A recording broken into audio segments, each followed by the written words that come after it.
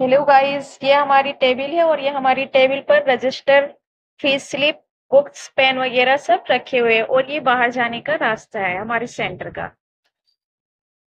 आज हमारे सेंटर पर स्टूडेंट्स बहुत कम आए हैं, ओनली मॉर्निंग बेस्ट में आए हैं मौसम की वजह से, क्योंकि यहाँ पर बारिश हो रही। आज हम आपको फॉर्म को टाइपिंग के बारे में बताते हैं।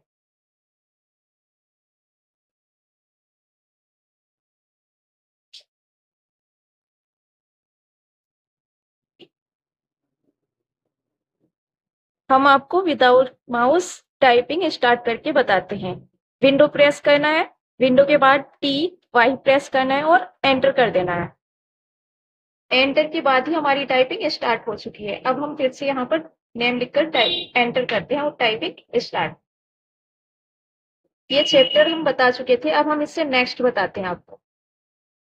उससे नेक्स्ट चैप्टर हमारा ये है, ए जे जे ए space, A J J A space, A K A space, A K A space,